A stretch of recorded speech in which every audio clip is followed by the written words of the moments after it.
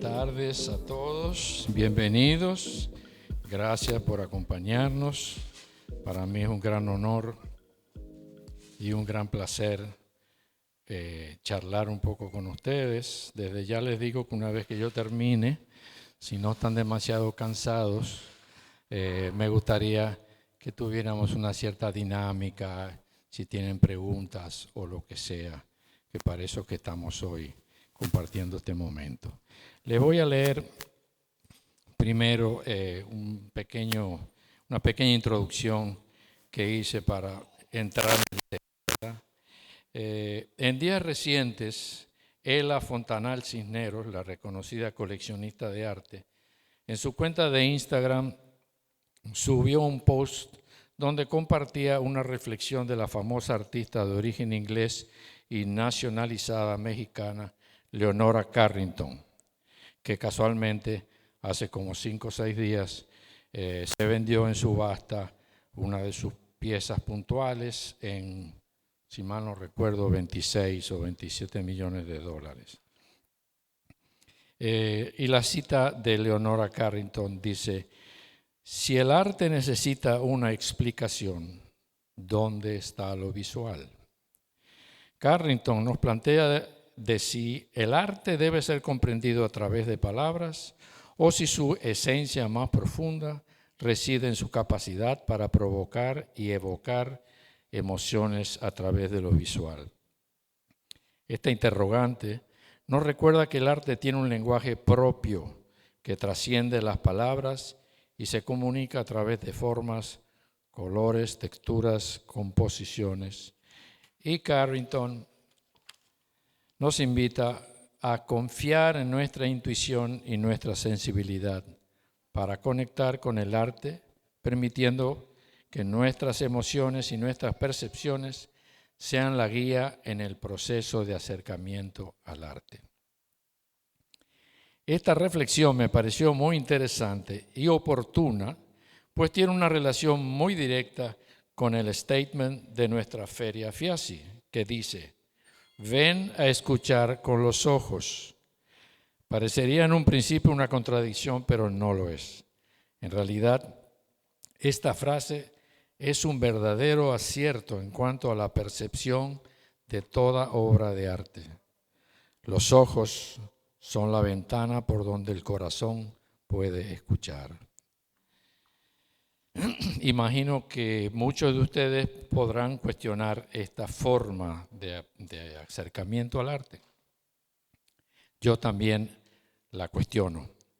Hay otra realidad en toda obra de arte que tiene que ver con el concepto, con la idea, con aquello que la origina y va más allá de lo formal. Es por esto que toda obra de arte tiene una doble lectura, la sensible, formal, y la conceptual. Creo que de manera general pudiéramos hablar de dos vertientes en el arte abstracto: la puramente formal y la metafóricamente formal. Esta última es, en la mayoría de mis obras, la que determina la forma y el símbolo y lo visual. Pienso que en esta charla, que como ya adelanto y le dejo claro, que hablar a veces de las obras para los artistas no es tan fácil, dado que se expresaron a través de un lenguaje visual. Por lo tanto, las palabras a veces adornan la obra, informan, pero en el fondo la experiencia visual, íntima y emocional ante una obra está más allá de las palabras.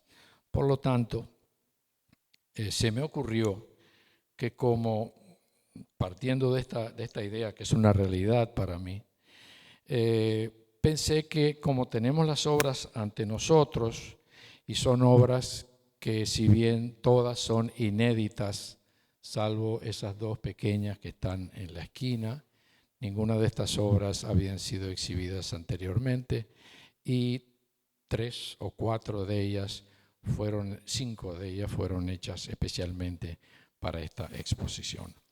La experiencia que yo puedo compartirles a ustedes esta tarde es cómo se originan las obras, porque son series diferentes y dentro del artista las ideas y dónde se originan las ideas determinan finalmente el resultado de la obra. No todas se originan en el mismo núcleo interior del artista. A veces surgen por una inspiración poética, a veces por algún concepto profundo que impacta al artista, y de esta forma las obras se van determinando y la función del artista que maneja su oficio es lograr que la obra responda a la necesidad interior de comunicar esa verdad o esa obra. Entonces, esa fue un poco mi idea para después pasar a las preguntas. Trato de ser bastante escueto, bastante concreto, porque mi esposa Rosario siempre me dice que cuando me pongo a hablar, pues me agarro de 500 ramas y la gente termina ya cansada de tantas cosas. Entonces, siguiendo sus consejos, que son muy sabios, voy a tratar de ser lo más concreto posible. Aquí hay varias series de las que les voy a comentar un poco la idea de cómo surgen.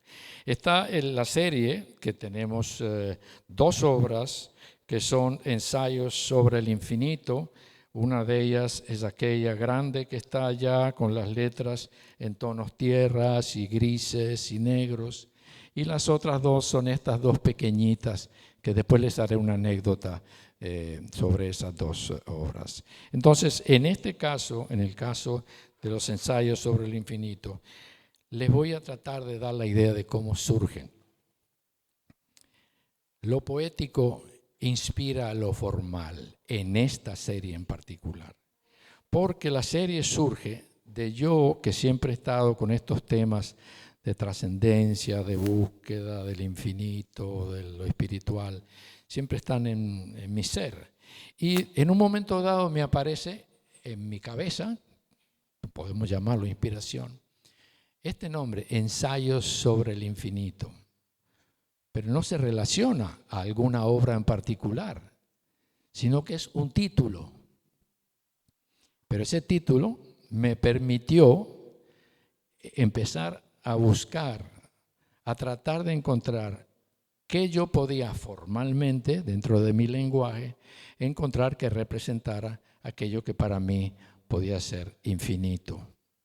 Después de mucho pensar y darle vueltas y eso, llegué a la conclusión de por lo menos 3 cosas que para mí simbolizaban el infinito.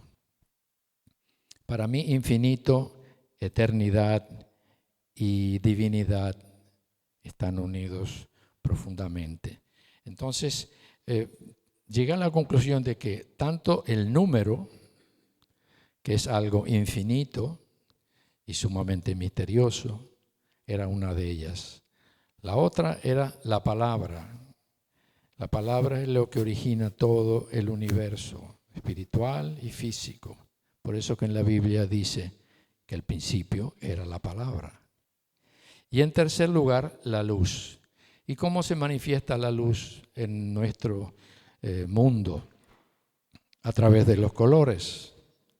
Entonces, en ese momento, a partir de esas 3 ideas, nosotros tenemos 2 ejemplos aquí, pero a partir de esas 3 opciones que me daba mi deseo de crear, fui desarrollando esta serie, ¿verdad? La obra que estaba en Bellas Artes, que tenía muchísimas letras de muchísimos colores, pues me permitió desarrollar casi con total libertad dentro de estos 3 lenguajes, color, número y palabra, un mundo casi interminable que todavía estoy trabajando. Después quiero pasar a otra serie inspirada por un filósofo espiritual místico que yo sigo, alemán, que se llama, fallecido ya, que se llama Bo-Yin Ra. Asimismo parece una cosa china, pero no, es alemán, se llama Bo-Yin Ra, es su nombre espiritual. Entonces, palabras de vida hay varias, pero también partiendo de la palabra, pensé que la palabra central en el corazón de todo ser humano y en la divinidad y en la figura de Cristo es el amor.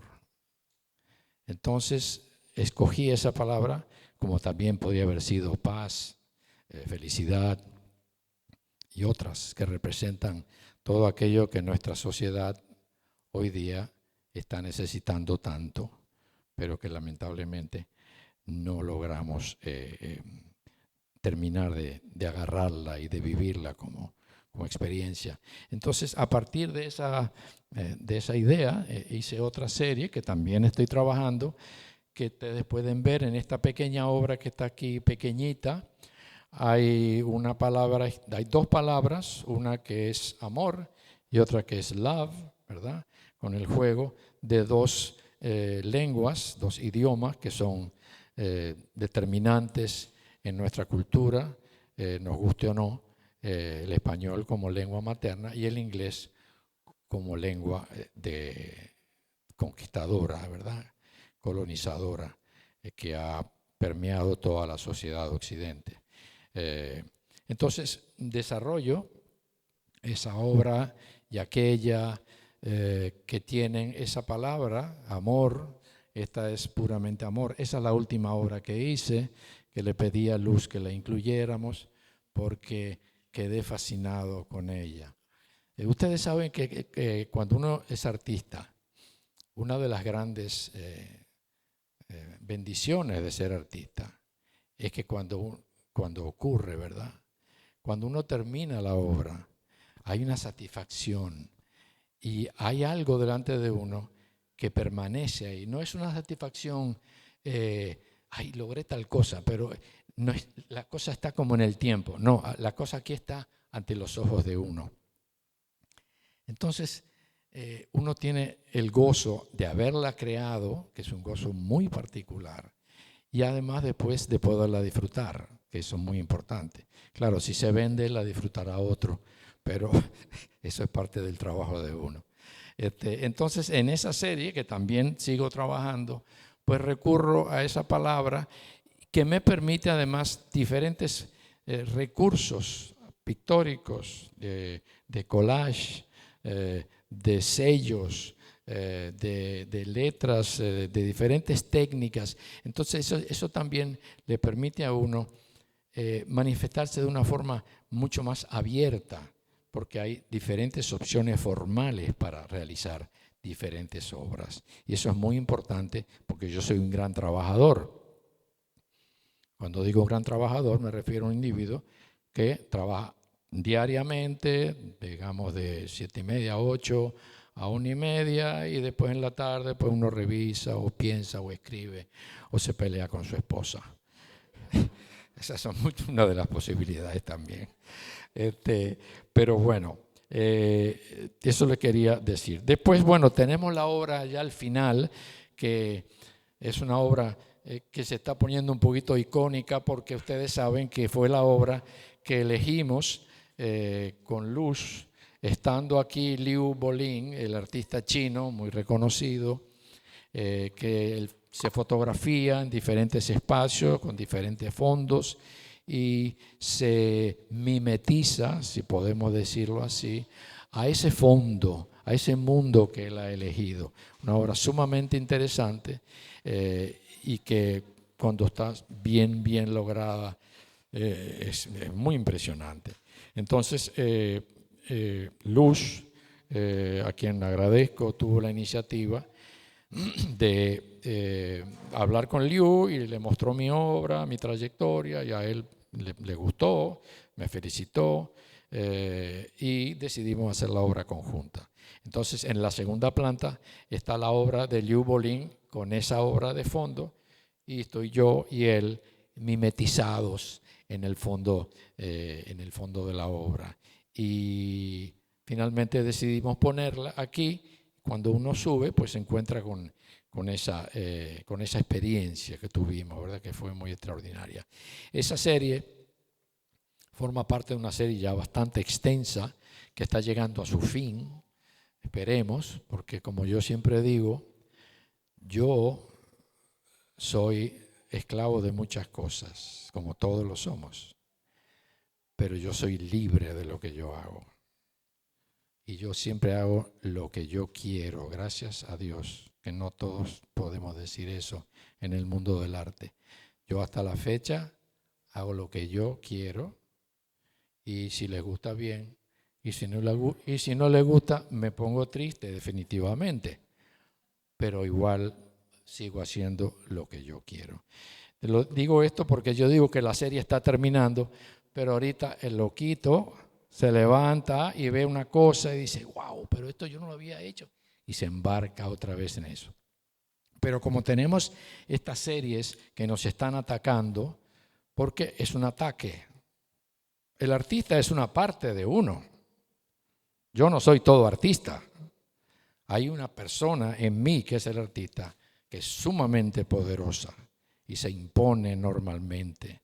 Y es quien me lleva, es el motor que me conduce a crear constantemente. Pero hay un cierto grado de esclavitud, porque los otros, tal vez no me entiendan, los otros que viven en mí no son los artistas, pero el artista que tiene mucho poder le dice a los otros, a mí no me importa, es a trabajar, yo quiero hacer eso. No que yo quería ir a trabajar. Es una forma anecdótica de ponerlo, pero es así.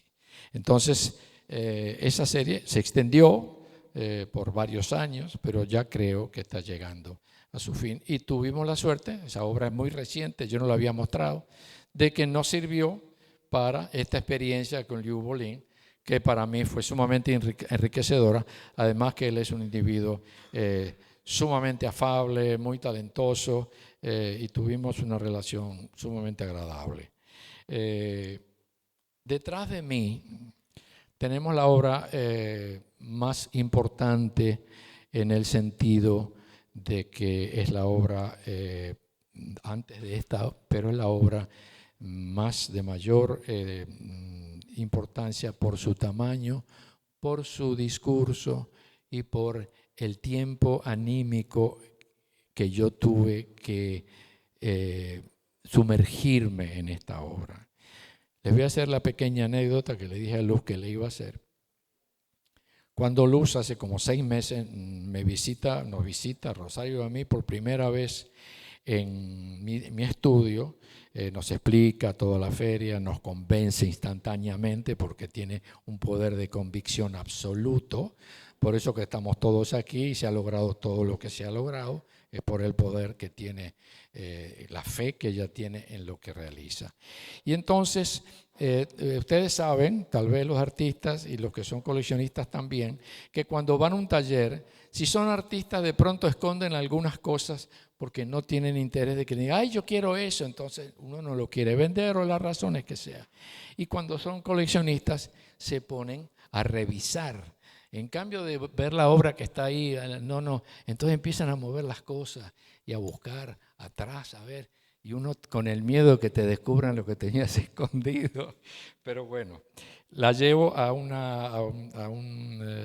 espacio que tenemos con varias obras que tengo en depósito porque no caben en mi taller, esculturas y pinturas. Y entonces buscando, ve estas 2 obras que yo tengo un gran aprecio por ellas, un gran aprecio por ellas.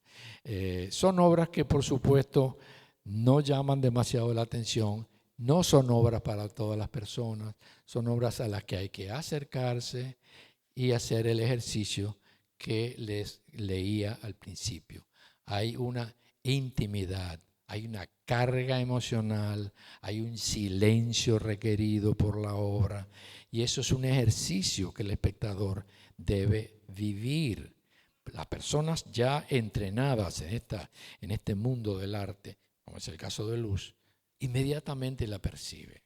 Digo, ay, coño, ábrame la obra, qué bella esta, que yo cuánto. A mí me encantó que le gustara porque normalmente no ocurre eso.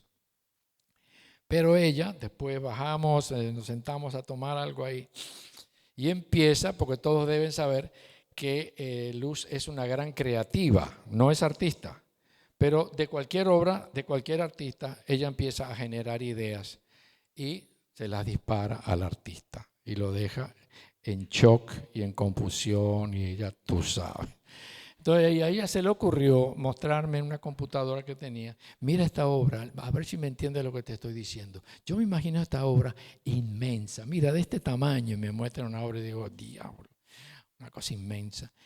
Y tal vez de esta forma, tal vez de aquella forma. Bueno, finalmente yo la hice de la forma que yo quería, no de la forma que me había sugerido Luz. Pero esta obra surge por esa presión que yo sentí, una presión favorable, no impuesta, que me desafió a crear una obra con la idea que ella había dado, que si bien era una obra del punto de vista formal y de oficio, de tratamiento de la obra, muy similar, pero esta obra me había creado esa confusión, porque no iba a ser lo que ella me estaba sugiriendo.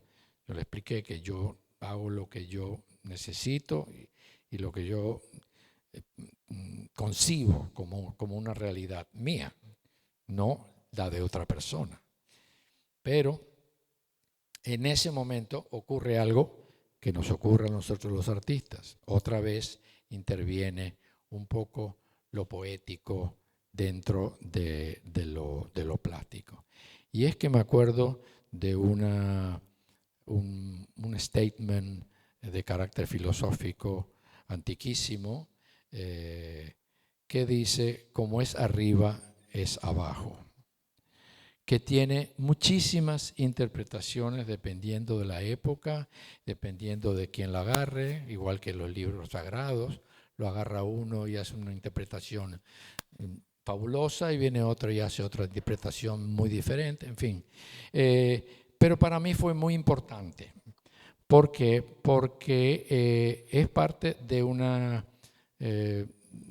creencia que yo tengo, que como es arriba, es abajo, se refería en relación a mi creencia, a que tanto las fuerzas espirituales que generan el universo visible, o sea, el nuestro, y el universo espiritual, que no podemos ver porque lo tenemos ahí por ahora stand-by, está generado, todas las formas físicas y espirituales que vemos están generadas por las mismas fuerzas divinas. La única diferencia es que según el organismo que las percibe, ve una realidad u otra realidad. Por lo tanto, desde este punto de vista metafórico en esta obra, fíjense que toda la obra está cargada de letras, nuevamente está cargada de la palabra, que metafóricamente simboliza para mí la fuerza espiritual, la palabra divina que genera todo. Pero hay dos partes, la parte de arriba, que sería la parte espiritual, que es más clara, más luminosa, y la de abajo, que nos toca por ahora nosotros, que es un poquito más apagada. Entonces yo decidí que ese nombre, ese encuentro con ese nombre, justificaba la realización de esta obra. Y me quedé encantado. Y después la hice y me quedé más encantado todavía porque la obra me encanta. Uno no puede ser modesto con sus cosas. Uno tiene que decir la verdad. Si no me encantara, no estaría aquí. Normalmente yo cuando termino las obras me siento muy satisfecho. Si no me siento satisfecho, la rompo.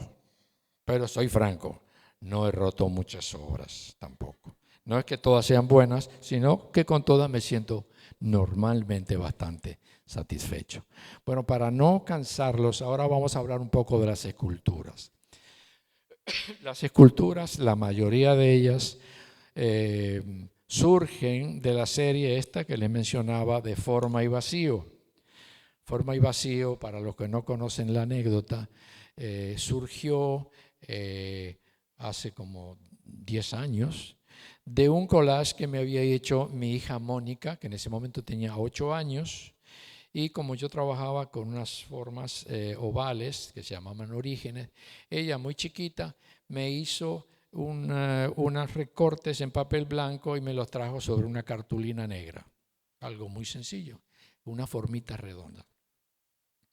A mí me impactó tanto. No que ella lo hubiera hecho solamente, que era una cosa curiosa, sino que me impactó que la forma que se había cortado, que era una forma oval medio mal cortadita porque ella era pequeña, correspondía exactamente igual al vacío que había dejado.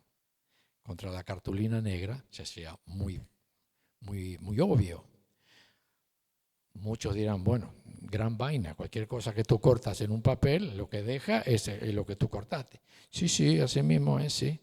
Pero como yo no soy un neófito, sino un artista, a mí eso me impactó. Lo guardé en un cajón y a los 10 años o más, el subconsciente, que así es que trabaja, ¿verdad? El subconsciente dice, bueno, Varela, ¿dónde estará aquello que tú guardaste? Pam, lo encuentro y a partir de ahí yo desarrollo toda la serie de Forma y Vacío. ¿De qué trata Forma y Vacío? Yo creo que esto es un statement un poco fuerte, pero yo creo que la divinidad es masculino y femenino. No es un señor de barba, ni es un señor, ni es masculino. Eso no es así. Está metido en nuestra conciencia por la tradición occidental cristiana. Yo soy cristiano y casi católico con mi esposa Rosario, que es muy creyente, muy católica. Pero, sin embargo, en ese aspecto entiendo que la divinidad es masculino y femenino. Y así es que el universo se genera de la misma forma que nosotros generamos vida, masculino y femenino. Entonces, en ese collage, esta correspondencia perfecta que surgía de un plano, yo lo asocié como el surgimiento del universo, del supuesto Big Bang, ¿verdad? Que de un solo plano, lo femenino y lo masculino, se habían dividido para generar el universo. Una cosa muy filosófica, tal vez un poquito densa para este tipo de conversaciones, pero yo le estoy confesando mi arte, por lo tanto, téngame paciencia. Entonces, en el caso de Forma y Vacío, pues a partir de esa idea yo hice unos collages, después hice unos dibujos, después hice unas pinturas en blanco y negro, en blanco y gris, después me sentí con la idea extraordinaria porque nunca había podido trabajar con color. ¿Por qué? Porque el color no respondía hasta ese momento a una necesidad íntima. Si no corresponde a una necesidad, yo no lo puedo usar, a pesar de que lo hubiera querido usar, pero tenía que tener una razón.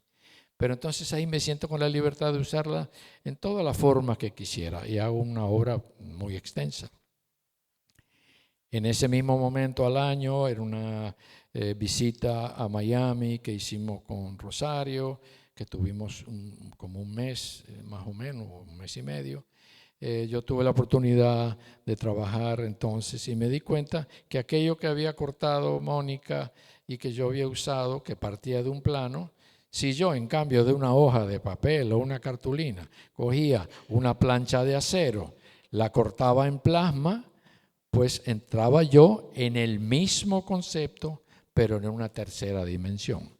Y es de ahí que surgen todas las esculturas que están aquí, que surgen, si ustedes las observan, de un plano que se va desdoblando y abriendo y se crea este mundo de forma y vacío que bueno, que me ha dado también grandes satisfacciones y un cuerpo de obras bien importante. Por último, hay una escultura ahí que ustedes todos habrán visto, que es una escultura muy diferente a las demás, una escultura de volumen, casi desde el punto de vista escultórico y formal, es casi el opuesto a lo que Varela había hecho hasta ahora, porque Varela recurre a una lectura escultórica del espacio. Hay una penetración dentro de la obra y a medida que tú la recorres, vas recorriendo diferentes ángulos y diferentes perspectivas del espacio. Sin embargo, aquella no. Aquella cultura es la primera que yo hago creo una serie futura, no sé si la haré o no, pero estoy casi seguro que sí porque estoy muy ilusionado, en que estudio algo nuevamente muy simple. Y es que, si ustedes se ponen a pensar, la única posibilidad de un punto, no importa si es en el espacio, en un plano, no importa, la única posibilidad de un punto al trasladarse es que sea o una recta o una curva. No hay ninguna otra opción en el universo que nosotros conocemos. No importa si es en un plano, no importa si es en el espacio, la línea siempre, el punto se traslada en una recta o en una curva. Ustedes me dirán, bueno, pero una línea quebrada, bueno, una línea quebrada es una suma de líneas rectas. Y una serpiente es una suma de líneas curvas, pero no pasamos de ahí. A mí me pareció, como me parecen a mí estas cosas, sumamente impactante. O sea, y pensé, traté de lograr, de ubicar alguna cosa que no fuera un traslado que no hay forma. Entonces, a partir de ahí, hice unos dibujos que no están presentes aquí porque son búsquedas, pero sí me di cuenta que también lo podía llevar a la escultura. Porque si ustedes observan, aparte de las formas cúbicas densas que cubren pesadamente un espacio, son invasivas dentro del espacio, pero en ellas hay un plano curvo y varios planos rectos. Entonces, el mismo concepto de línea recta y línea curva la llevé a la tercera dimensión y me permite un futuro de trabajo tremendo por las posibilidades formales que tiene, por los materiales, por los colores, en fin, por una cantidad de cosas. Yo creo que con esto más o menos le doy una idea y me ha tomado 35 minutos, que era lo que había prometido yo en el carro a mi querida esposa. Entonces,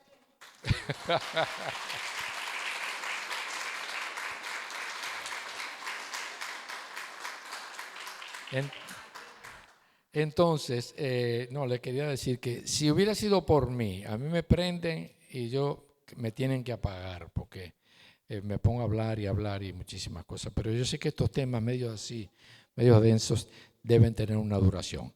Pero lo hice relativamente corto para tener yo, no ustedes solamente, sino yo, la oportunidad de compartir y de pronto escuchar alguna inquietud o alguna pregunta. ¿Por qué?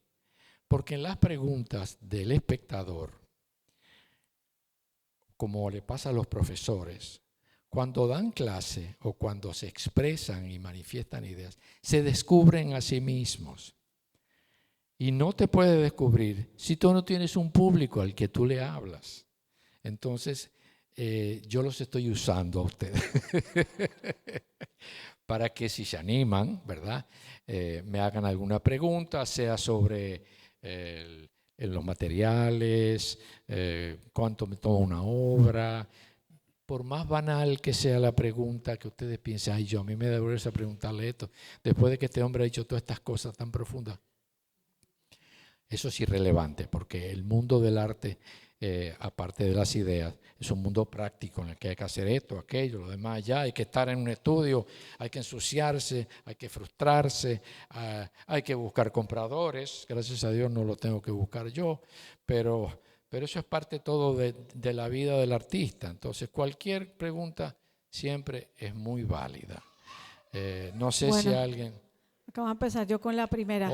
Tenemos aquí a Pablo, el hijo de Domingo Liz, por cierto, un extraordinario artista, lamentablemente fallecido, un gran escultor, un gran dibujante, un gran ser humano, muy amigo mío y nada, y te agradezco que estés y que preguntes también.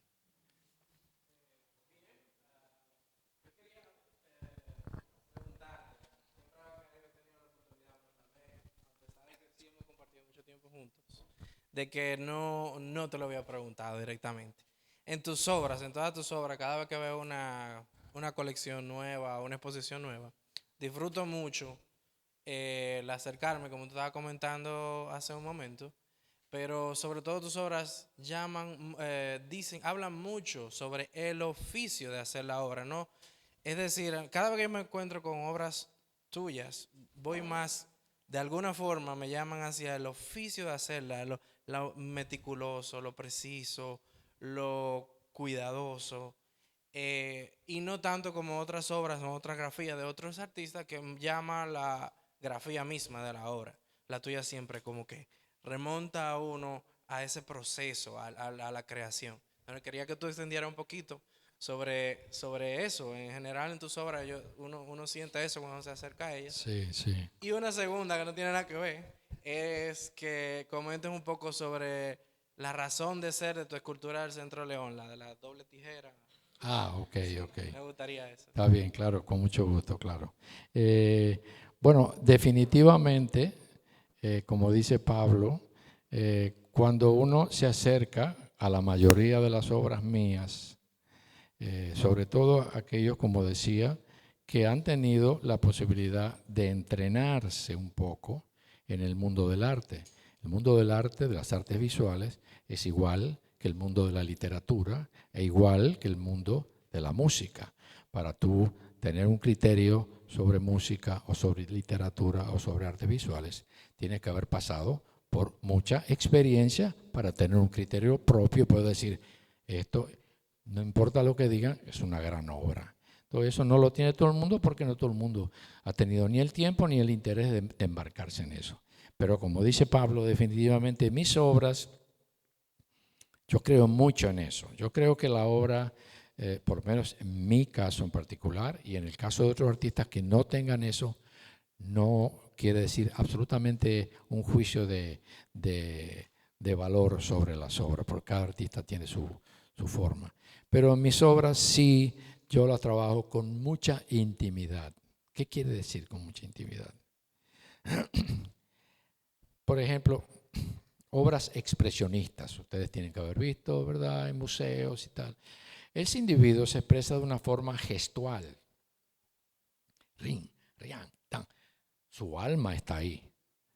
Pero es una obra para percibirla a cierta distancia, porque normalmente así es creada, a cierta distancia. O sea, hay una relación con la obra gestual que descarga el alma del artista. Pero hay otros artistas que trabajan muy cerca de la obra, con mucha intimidad en la materia y en lo que está haciendo y en la verdad de cada cosa que está puesta ahí. Eso es muy importante en arte, señores. Si no es verdad, no es nada. Es un statement un poquito fuerte, pero es así. Si no es una verdad íntima, plasmada del artista, no es nada. Eso está vacío. Nadie lo sabe, solamente el artista y algunos ojos muy entrenados. Entonces yo sí trabajo, como dice Pablo, con esa intimidad, sobre todo obras como esta, como aquella, como la grande también. En fin, la mayoría de ellas son obras que yo estoy muy cerca de ellas, físicamente hablando. O sea, se van cargando de esa cosa que hay ahí, porque hay un diálogo constante entre el ejecutor y lo ejecutado. No hay una distancia de pim pam, no, yo no trabajo así. Entonces, hay personas que sienten y ven que esa obra tiene esa cosa íntima, esa cosa que requiere de dos cosas en mi trabajo. acercarse con mucha sensibilidad, toda la que uno pueda tener, y no con la cabeza. La cabeza viene después. Lo primero que viene en mi obra es el corazón. Después viene la cabeza. ¿Por qué la cabeza? Porque la obra tiene un concepto, tiene un contenido, tiene una razón, que cuando el espectador la conoce porque lee algo que está al lado o porque oye hablar al artista, se da cuenta que además de toda la parte pictórica, formal, está el contenido que la ha generado, que puede ser un contenido muy light o puede ser un contenido muy denso. Pero es importante esa doble lectura. Entonces, con respecto a la obra de La Tijera, que se llama América, que está en el Centro León, que fue donada por mi esposa Rosario y yo hace, ¿cuántos años? 20 años casi. Estaba como directora del Centro León en ese momento. Lidia, sí, bueno, pero tú eres el fenómeno ahí, porque tu hermana no estaba. Estabas tú ahí. Yo me acuerdo que estabas tú manejándolo todo. Bueno, esa obra yo la hice para la exposición de Curador Curado con Jorge Pineda y Quisqueya Enríquez. Lamentablemente ya no están con nosotros. Que estuvo aquí en el segundo piso entero. Y yo la hice con la intención, para hacerlo lo más breve posible, a pesar de que no es lo que dice la ficha, pero la lectura siempre es abierta. La ficha tiene una lectura un poco menos agresiva que la que yo intentaba. La obra se llama América, es una tijera muy grande con 2 mangos y yo intentaba decir a través de esa obra que en América, cuando hablo de América, tal vez Estados Unidos también, desde el punto de vista político y de ejecución humanista en relación a los pueblos, no podía y no había logrado nada. Era una tijera que no funcionaba, no podía lograr su función y hasta ahora todavía no me puedo retractar. La mayoría de los países ya ahora es una cuestión global, pero como yo hablaba de América, pues hablaba de América, ¿verdad? La política y en fin toda la estructura que maneja las decisiones importantes de los países, lamentablemente no son lo que uno quisiera y la gente que está mal pasando y sufre, sigue mal pasando y sigue sufriendo. Y eso era un poco el discurso de la obra, que aquello era un objeto funcional llevado a una dimensión grande, parangoneando un poco a América, que no cumplía con su función, sencillamente no funcionaba. Entonces, si responde tu pregunta, pasamos a voy a atender a mi cuñado, que si no después me dice que no lo atendí.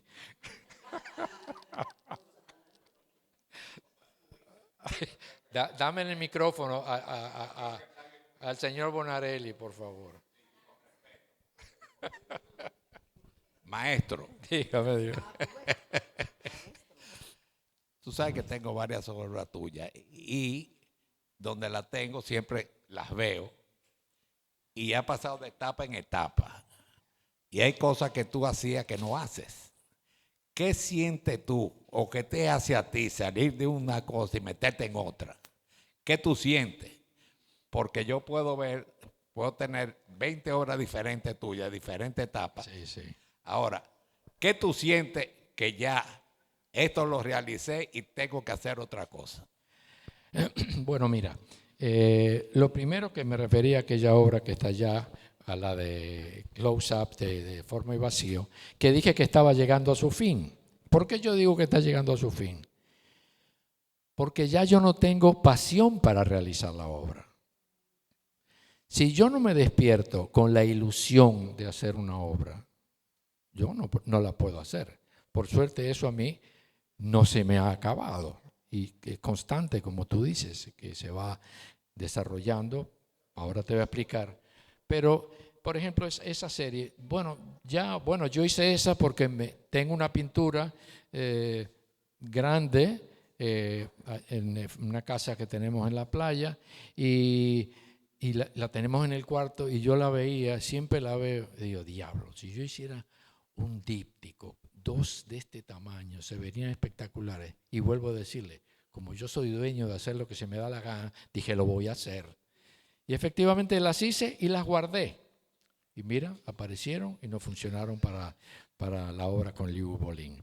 Ahora, contestando tu pregunta, yo me imagino que como todas las personas, todos los seres humanos, a medida que van viviendo la vida, se van llenando de experiencias, de pensamientos, de inquietudes, de reflexiones diferentes, porque el hombre y la mujer van madurando o se presentan inquietudes que no existían antes, y eso genera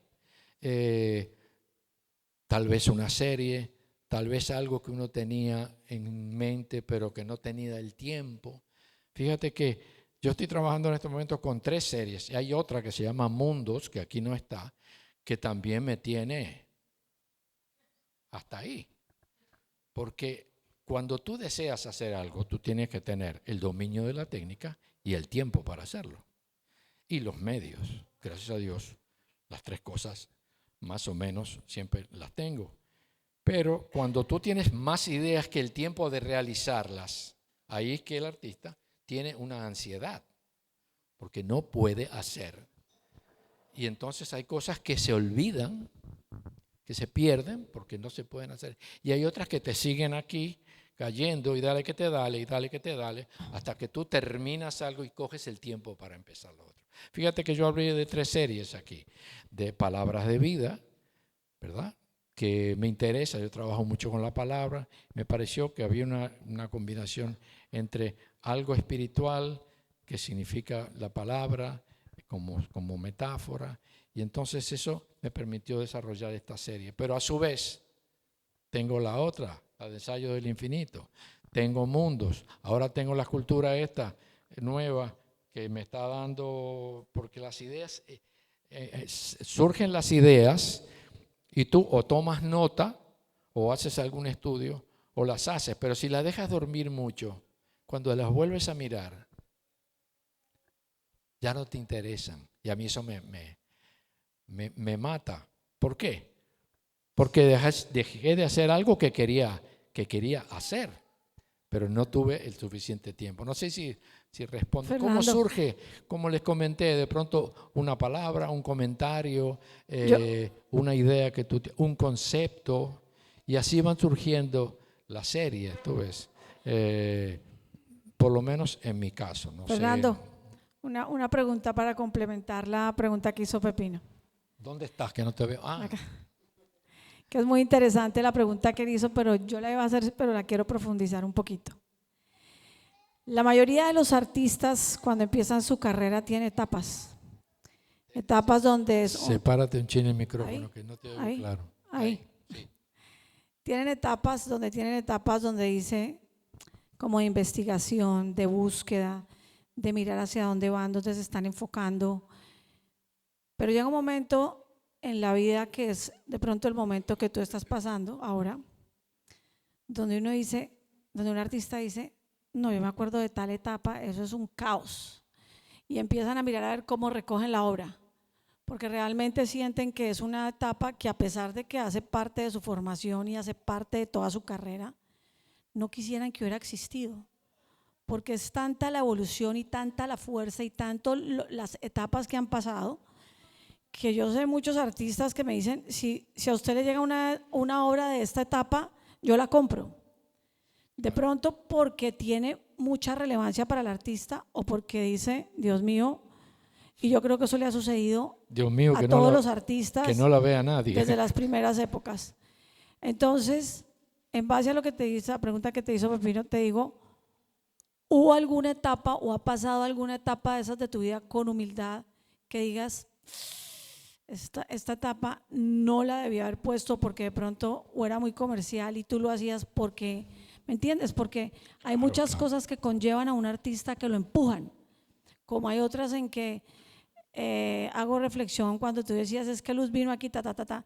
Sí, pero yo en ningún momento era como descubriendo toda esta técnica y todo este diálogo que tú tenías en la obra, que era lo que uno veía. Entonces, en base a todo lo que has hecho en tu carrera, ¿qué le puedes decir a la gente de, yo pienso que esta etapa para mí no la debía haber conseguido, o esta fue bicúspide? Bueno, estratégicamente no te debiera decir la verdad, porque me Por eso dije que, hundiría. por eso dije que por eso dije que con humildad. Pero fíjate, Luz, es muy buena la pregunta y la puedo contestar con total honestidad, porque no me ha pasado eso. Lo que sí me ha pasado es que cuando tú vas desarrollando la obra y supongo que va creciendo a nivel de reflexión, a nivel formal, a diferentes niveles, como todo lo que uno hace, a medida que va trabajando y trabajando, supuestamente va mejorando en todos los órdenes de la vida. Entonces, obviamente, aquello que uno hizo de pronto hace 40 años, tal vez no tenga la profundidad o el manejo de oficio que pueda tener una obra de hoy. Me ha pasado, sí, de aquellas primeras etapas, con algunas obras que las he visto un poco vacías. Entonces eso a uno le molesta, porque de pronto ya están en una colección.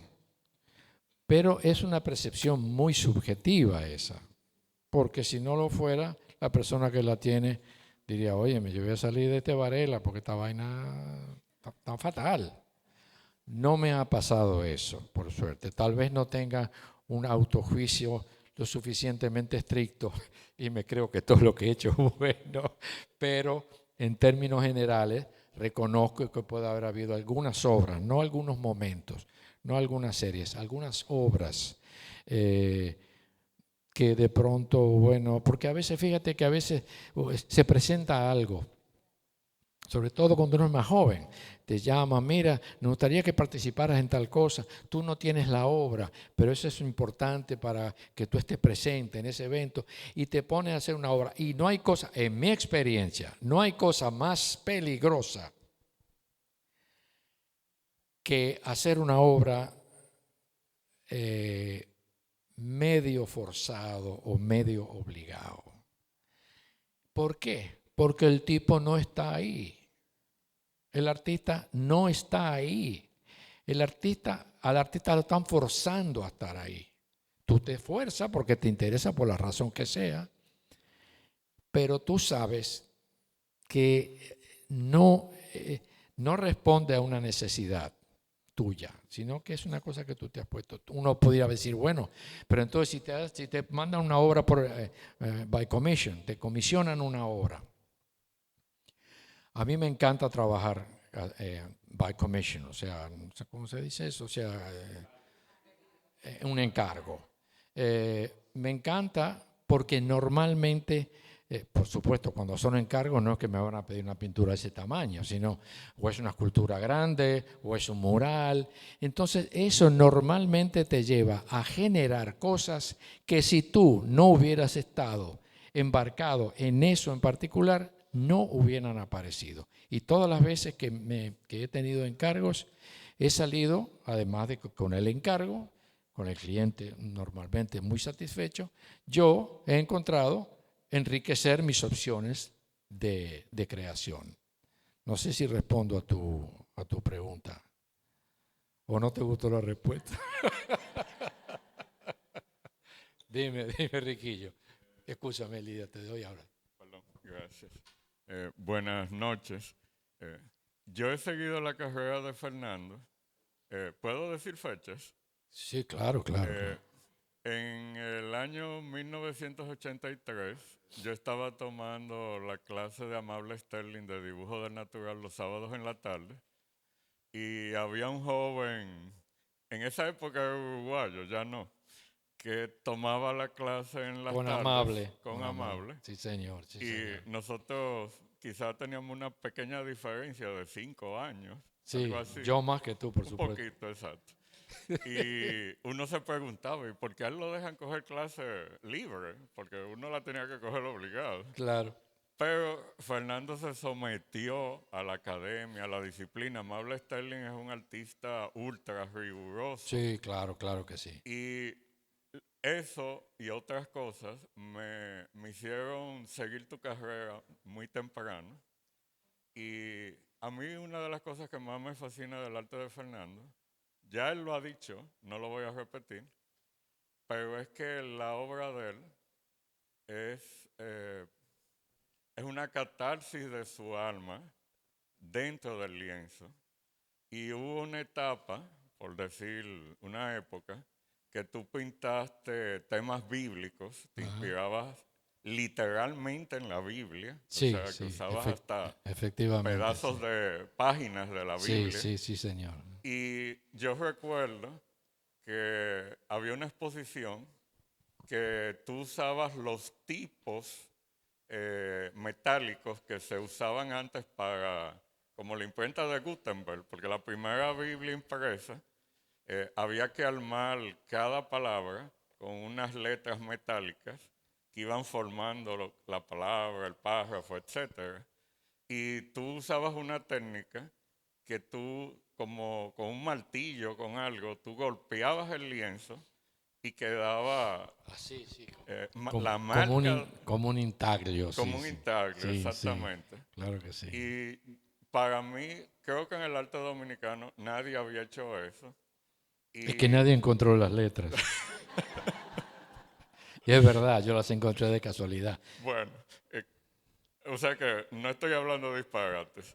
El No, asunto es para nada, para nada. que, por ejemplo, en esta obra, que es de muchos años después, yo veo una relación con aquellas, Claro.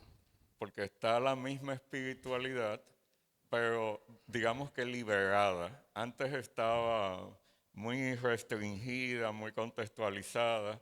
Sí. Ahora hay una fusión con la abstracción y finalmente, para no alargar demasiado, una de las cosas que yo encuentro más extraordinario de tu trabajo es que tú puedes usar un elemento formal que forma parte de la realidad, como en ese caso que está la palabra love repetida millones de veces, y al mismo tiempo se convierte en una obra abstracta. O sea que tú borraste la frontera entre el realismo y Gracias. la abstracción. Gracias, Enriquillo. Gracias por tu palabra.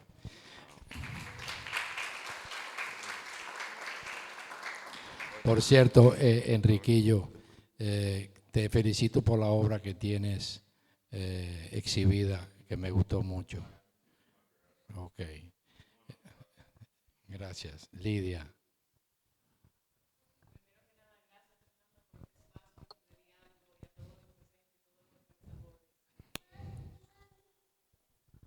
Hablabas de un artista que convive con muchos otros personajes. Y yo me pregunto, ese artista que se expresa a través de las artes visuales, ¿es el mismo o dialoga con el artista músico? Que si tú me puedes hablar un poco, nos puedes hablar a todos un poco más de la relación de la música con tu trabajo. Y si durante durante el trabajo en tu estudio, si tú normalmente tienes música de fondo, porque cuando percibo tu trabajo, yo siento melodía que la acompaña siempre. Gracias. Gracias, gracias. Sí, Marian de Tolentino dijo algo parecido también. Fíjate, lo primero es que sí, yo oigo música casi siempre. Últimamente la pongo un poquito más bajo porque tenemos máquinas ahí trabajando y eso, entonces es una loquera en donde vivimos. Pero sí, oigo música clásica. Lo aclaro porque cuando yo oigo algún tipo de música popular, el artista desaparece. Yo lo digo de verdad. O sea, me conecta en otra cosa que no es ese mundo íntimo de mi trabajo. Es curioso. O sea, a mí me ponen una bachata Y entonces el individuo sale el de la bachata, el artista de que ¡guap! Para afuera. La música clásica no. Yo con la música clásica estoy completamente unido en el trabajo y puedo hacer cualquier clase de música clásica, desde penderecki, a ponerse loco, hasta algo muy suave como Chopin o algo así. Esa música me acompaña constantemente. En cuanto a la relación entre yo músico soy un diletante, yo artista soy un profesional. Yo toco piano y la gente a veces que me ha podido oír o verme en Instagram se piensan que yo soy un pianista. No, en absoluto. Yo toco más o menos bien, toco algunas piezas. Conocí hoy a un chico que se llama Eric, que viene de Berkeley y que estudió dirección orquestal en Berkeley, ahora que llegó hace unos meses. Estuvimos hablando un poco de eso. A mí me encanta, yo he hecho un par de proyectos, se los estaba contando y le di una especie de invitación, desafío, por los proyectos que yo hice con un músico inglés hace muchos años de improvisación, después con María de Fátima Giraldes, con las obras de Eric Satie. A mí me encanta esa combinación. Pero el músico, yo toco, qué sé yo, bajo del estudio y puedo tocar un rato, media hora, improvisando o algo, pero no pasa de ahí. Además que cuando tenía 18 años fui a un examen en la academia. Esto es una anécdota que nunca la he contado porque nunca me gustó, pero bueno, hoy cuento todo. Entonces voy a ver si me aceptaban en el Conservatorio Nacional de Música, porque yo lo que estudiaba de jovencito era música. Entonces me ponen a hacer una prueba de solfeo entonado, que yo en mi vida lo había hecho. Solfeo entonado, que te sientan ahí y entonces la profesora con el piano que tú no ves lo que está tocando, te toca el do, te toca el sol, te toca el mi bemol y tú tienes que poner lo que está tocando. Me rechazaron. Sin embargo, yo tengo mucho oído, pero no sé si era que no estaba entrenado o algo. Entonces, en ese momento me di cuenta que yo, además que sufría de ciertos miedo escénico, que es terrible para tú dedicarte a cualquier instrumento musical. Si tú tienes miedo escénico, no vayas. Porque efectivamente tuve una prueba de piano, me equivoqué y dije, esto se acabó. Y lo dejé. Pero no lo dejé, lo sigo haciendo, pero es otra cosa, ¿me entiendes? O sea, es una diferencia grande. El día que vayas a casa, te voy a tocar el piano. ¿Qué más? Sí. Ah, hola, ¿cómo tú estás? Bienvenida. Maestro, para mí un placer haber venido. No me arrepiento del esfuerzo que hice, porque realmente ahora que entiendo finalmente el cambio que usted hizo en su obra, porque yo soy artista plástica. Acércate un chin Yo más. soy artista plástica desde que yo nací. ¿Desde cuándo? Desde que nací. Me ganaste, yo desde los 6 años. Entonces, Pero bueno, yo creo que yo y mi familia encontramos un poquito la fuente de la juventud, porque yo parezco más joven de lo que soy. Pero para resumirle, yo pinto arte abstracto desde hace mucho tiempo. Incluso me pasó algo muy curioso con el concurso del Centro León. Mi primera participación, no sé si le interesaría escucharla rápido, pero es algo bien preciso, pero vamos a ir para allá.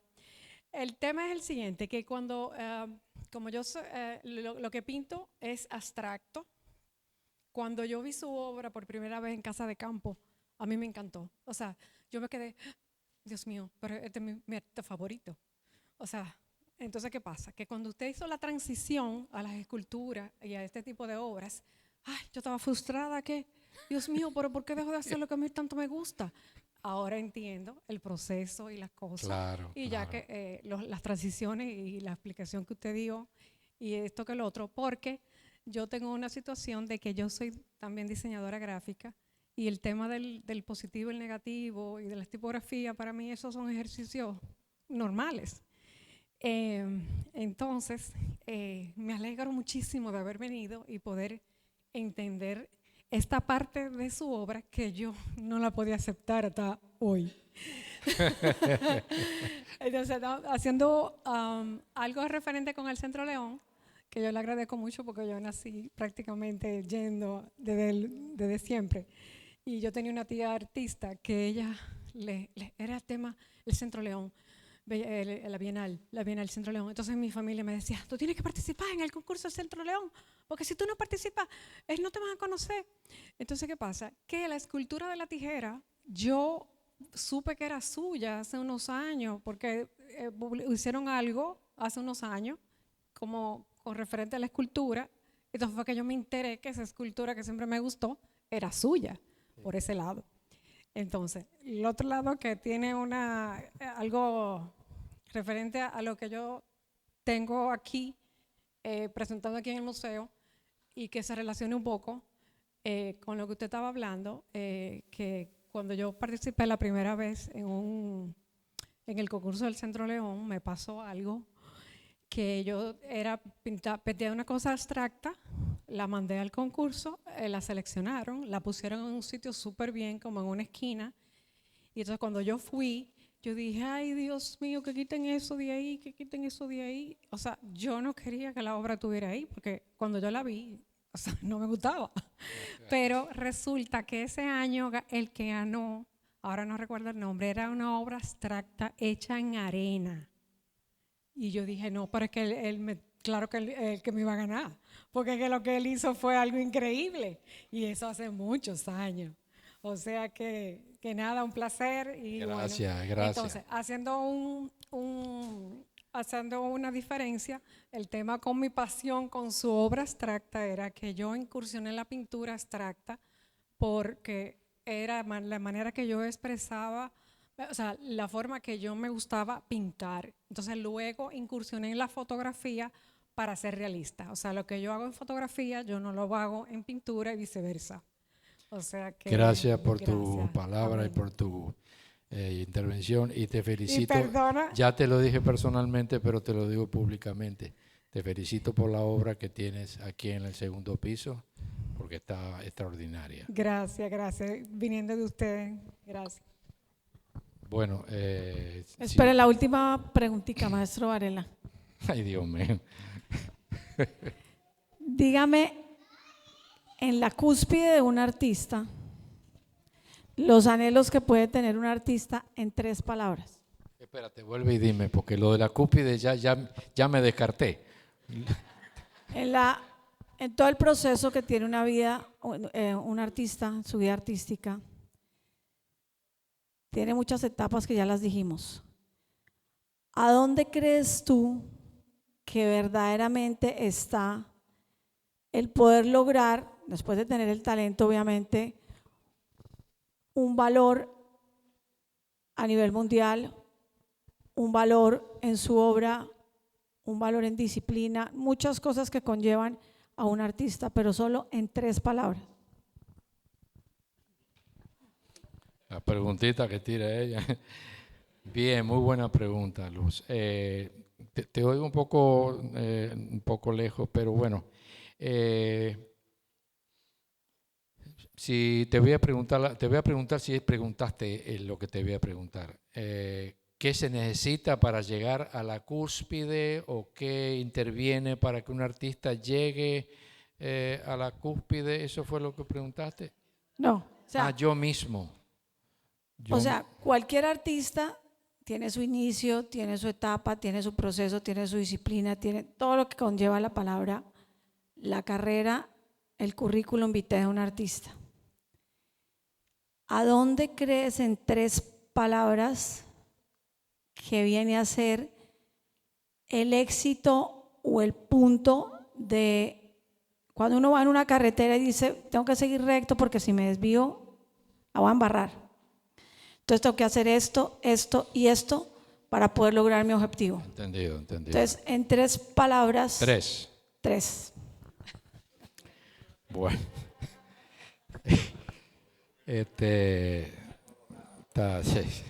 Se me va a fundir el cerebro, pero bueno. No, no, es muy válida la pregunta, muy válida. Mira, yo lo primero es que esto es un statement que yo hago. El artista que sospeche que no tiene talento, que se dedique a otra cosa.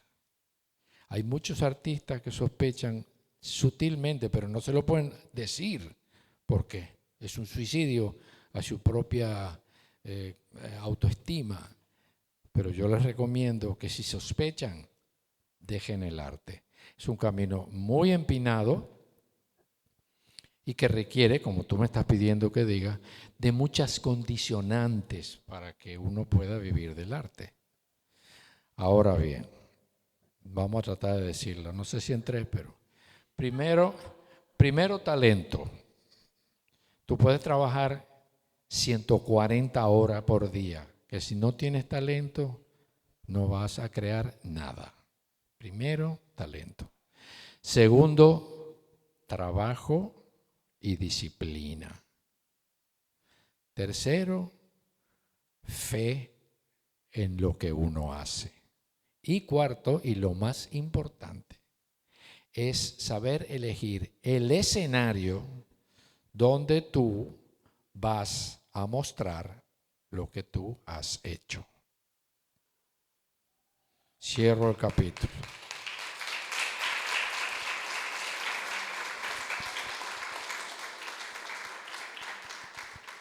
Señores, señoras, podemos comenzar, como dice el Teatro Nacional. Acabamos.